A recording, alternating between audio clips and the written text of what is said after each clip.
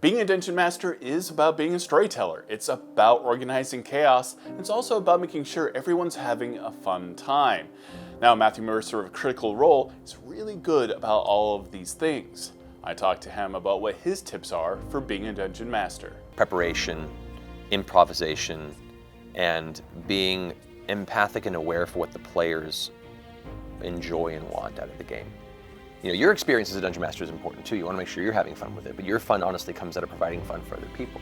And if it doesn't, well, you need to figure something out about the way you're running your game. Their smiles should be your smiles, and I think that with a successful dungeon master, gets that experience at the end of the session. So you prepare a bunch because you have to. You want to feel like you're on the ball and you're ready for anything. But if the players throw you for a loop, to me, that's when the real excitement as a dungeon master kicks in. The minute that you don't have a safety blanket and you have to just create narrative on the fly, it's thrilling. The adrenaline pumps inside and your mind's going a mile a minute. And it's in those moments that the real kind of visceral communal magic happens in narrative storytelling. And it's thrilling because they don't know. And that's part of the fun too, is making sure that they think that you're confident and you know exactly what you're doing. So even if they throw you for a loop, you're like, okay, cool. Well, you go this way and this happens and you see this thing and now the cliff starts collapsing. And they're like, oh my God. And at the end of the session, they'd be like, that was so cool how you did that. You're like, I made all that up. I don't know where we're going with this. And now I've just spent the next week to try and prepare for what new direction our campaign's taking. So for a dungeon master, I recommend don't be afraid to let go.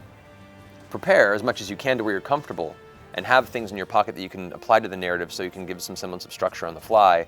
But don't feel like you have to wedge the players into the narrative you prepared. The minute you let go and let them drive the narrative out of your own comfort zone, you may be surprised how quick and clever you can be to supplement their adventure. Let the players drive, even if they think you are. Thank you, Matthew Mercer, for being on the show. We have a whole lot more videos coming up with him. You can check out his show, Critical Role, on Geek and Sundry's Twitch channel every Thursday at 7 p.m. Pacific Time. This show is Dungeon Life. This is where we interview the creators of D&D. We talk to community members, and we have tips and tricks and reviews as well. It's all about Dungeons and Dragons, our favorite pastime. Now, this is all made possible by viewers like you, subscribers on YouTube and Twitch, and also the people who support us on Patreon, which really keeps this show going.